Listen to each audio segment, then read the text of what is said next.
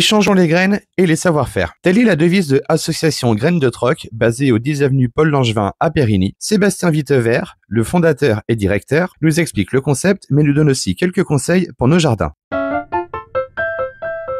Au départ, Graines de Troc, c'est un site internet d'échange de graines par internet. On a 40 000 troqueurs à peu près aujourd'hui qui échangent leurs graines par internet, de tout type de semences, potagères, florales essentiellement, et on y trouve des variétés communes des jardins, mais aussi des variétés parfois rares et inaccessibles ailleurs.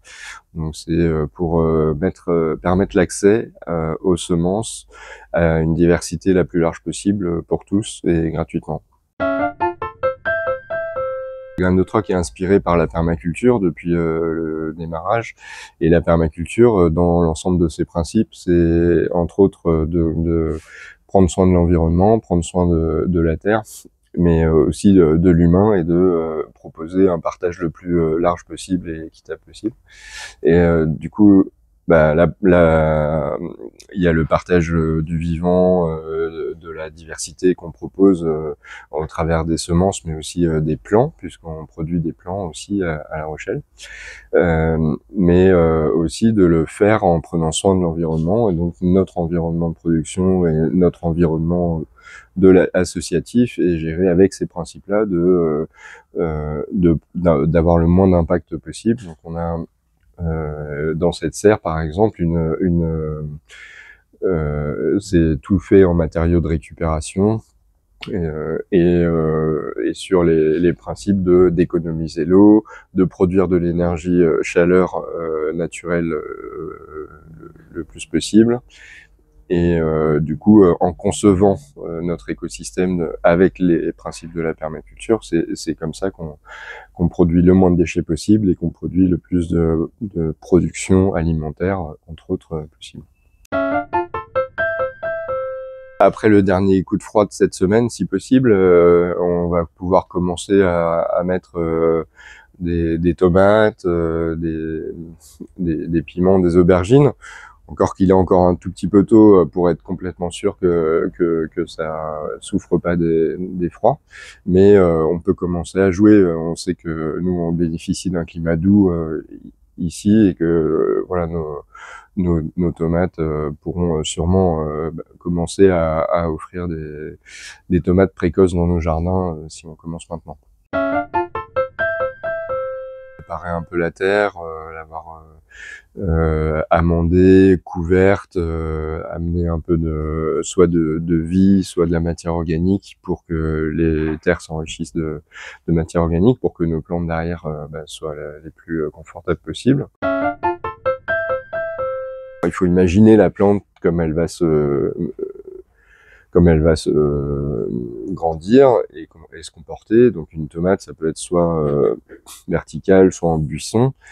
Et donc au pied, on peut imaginer quelque chose qui soit va sous le buisson, soit l'empêche pas de monter, avec des plantes qui soient pas trop proches, qui vont pas aller puiser les mêmes ressources au même moment de la tomate. Donc une aubergine, une tomate, on est un peu sur le même type de développement à la même période. Il faudrait pas les rapprocher trop. Par contre, on peut les espacer un peu plus et rajouter au pied un basilic, une salade, un persil.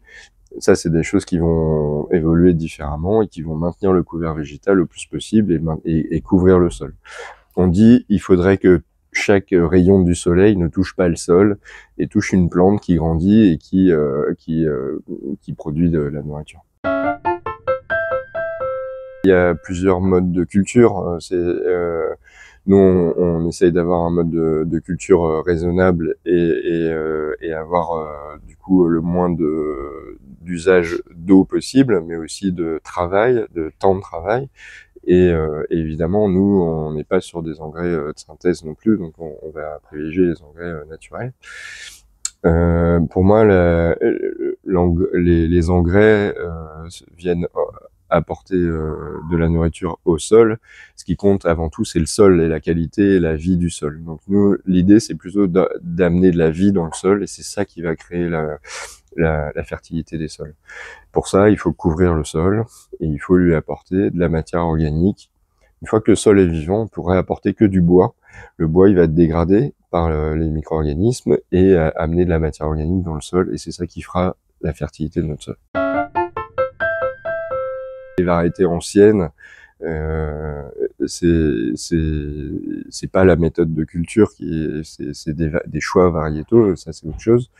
Alors les variétés anciennes vont être plus hétérogènes et vont être plus résistantes et résilientes que des variétés modernes qui vont avoir des besoins de conditions très spécifiques. Voilà. Après, bon, des fois il y a des résistances dans les variétés très modernes, mais au détriment, je pense, de la qualité de la nutrition qu'on voudrait. Si on fait pousser une plante très très vite avec des engrais et parce que elle est très très dynamique, et ben ça sera pour moi au détriment des vitamines qui sont dedans, puisque les vitamines de la nourriture qu'on a dans nos légumes, elle est essentiellement faite par le temps et le soleil, et que si on lui donne pas du temps et du soleil à nos plantes, on va pas avoir autant de nourriture et de vitamines qu'on recherche. Moi, c'est la diversité. Donc, on pourra toujours me demander quelle tomate je préfère, je répondrai jamais. Il y en a plein que j'aime et que j'aime changer. On a un choix tellement vaste que on a de quoi changer tous les ans si on voulait de variété et de se faire plaisir avec de la diversité. Donc on a la chance d'avoir un partenariat avec le Conservatoire de la tomate en Touraine, et ils ont 700 variétés de semences dans leur jardin. Donc on dit, nous, une graine de tomate, elle peut durer 4 ans, et donc ça veut dire que tous les 4 ans, si on veut refaire les semences et avoir les variétés, il faut tourner cette collection en 4 fois. Et donc 700 variétés, ça fait plus de 150 à peu près variétés par an. Bon, 150 variétés par an à faire, c'est du boulot. Ici, on essaye de rouler la collection, et on a une grande partie de variétés anciennes issues du conservatoire qui sont présentées ici et disponibles pour ceux qui viennent s'intéresser à nos tomates.